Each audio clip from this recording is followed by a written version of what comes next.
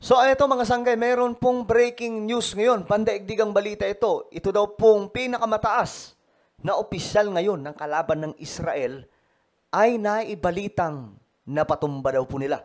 Totoo kaya ito mga sanggay? Pag-usapan po natin.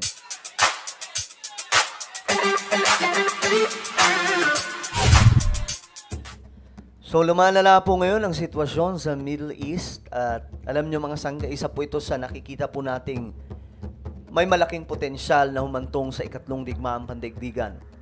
No? Especially ang Iran ay malaki pong banta ngayon.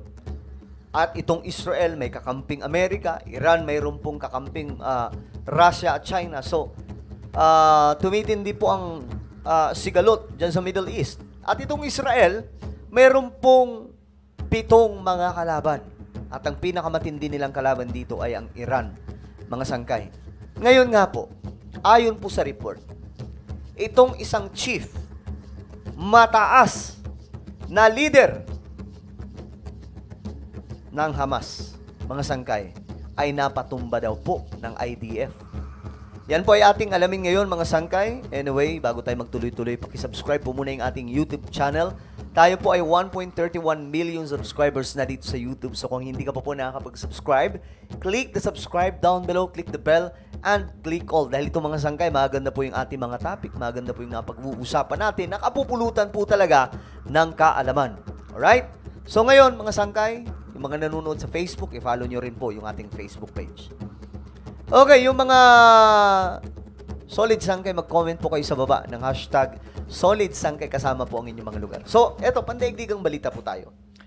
Well, very interesting mga sangkay, kung paano ginagawa ngayon ito ng Israel, itong kanilang hakbang. Kasi, kung mapapansin po natin, yung kanilang mga target, yung mga pinuno na mga grupo na kalaban nila. Naraan lamang mga sangkay, ayon po sa Iran, kung kaya't ba sila daw po ay nagpalipad ng mga missile. Ang rason daw po nun, mga sangkay, ay dahil po sa pagpapatumba sa mga matataas na opisyal ng kanilang mga kaalyadong mga grupo. Ngayon, eto mga sangkay, may bago na naman. Ito pong si Sinwar. Ito, lagi ko po itong nakikita mga sangkay sa balitaan. Isa daw po itong chief, pinakamataas o isa sa mataas, high profile, mula po sa panig ng mga kalaban ng Israel. Ayon po dito mga sangkay, na-i-report daw po napatumba. Well, tingnan po natin. Ito po ang breaking news mga sangkay tungkol dyan. Kevin, thank you so much for that report. And you are looking at a post here coming in on X from Jonathan Schanzer. He is with the Foundation for Defense of Democracies. As always, we do speak to them live here on Live Now from Fox. And actually, Enya Kervin with their office will join us here in just about 40 Okay. So, isa po yan sa report, mga sangkay. Yan po. Itong si Sinwar daw po ay nadali ng IDF, ng Israeli soldier. Tandaan nyo po yung mga sundalo po ng Israel. Halo-halo na po yan, mga sangkay. Iba't iba pong lahi yan. Pero siyempre, may pinakamarami pa rin po mga Jewish. May mga Muslim po dyan. Nakasama po nila. Meron din pong mga Pinoy dyan na nakikipaglaban. No? Iba Amerikano, iba mga taga-ibang bansa, mga sangkay. Member po ng IDF. Ngayon, ayon po dito, ayun nga, mga sangkay, yung top official. Chief daw po ito ng puwersa nila, inapatumba. Ayan o. Top leader daw po ng Hamas. Wala na. O, tingnan po natin. We just got this in from our IDF sources confirming to us that there was an initial DNA check that was done and that they do believe they have confirmation that Hamas leader Yahya Sinwar has been eliminated. It was not okay, yun po ang report, mga sangkay. Eliminated na daw. So ano nangyari? Ayan o, Israeli military says. Dito mga sangkay, chinecheck pa lang daw po nila.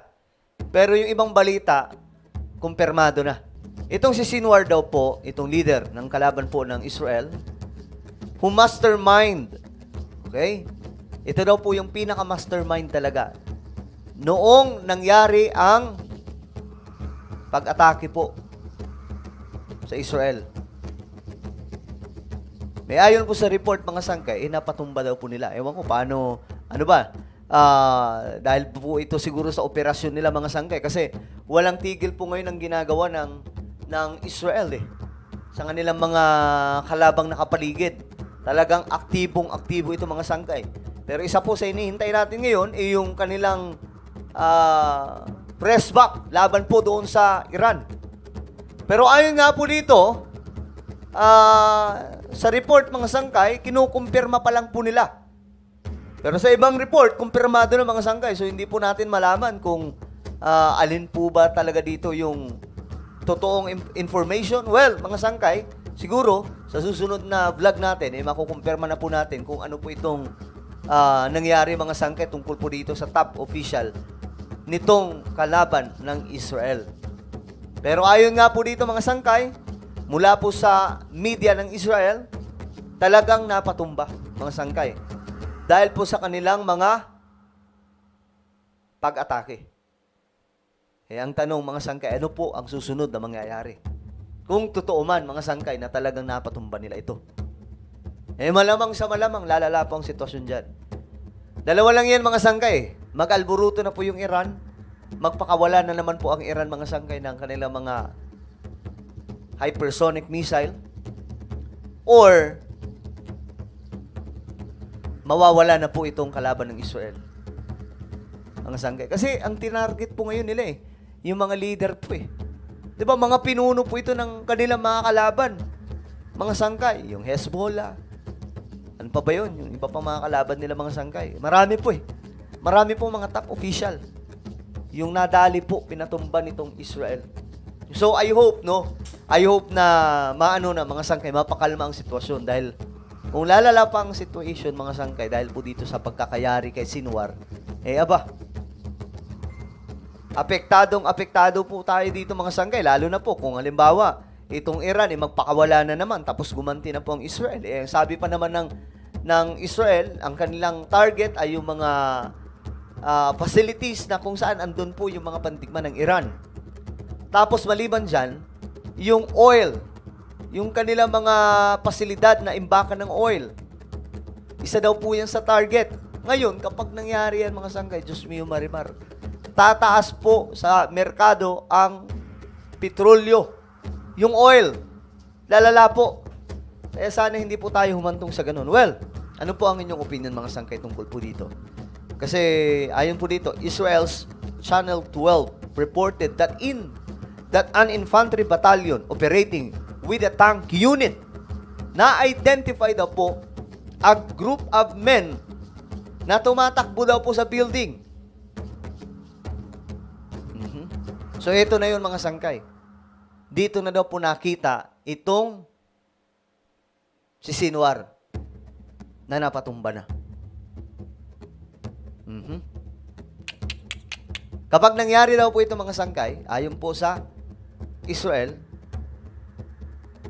ito daw po ay magpapatunay ng lakas ng kanilang hanay.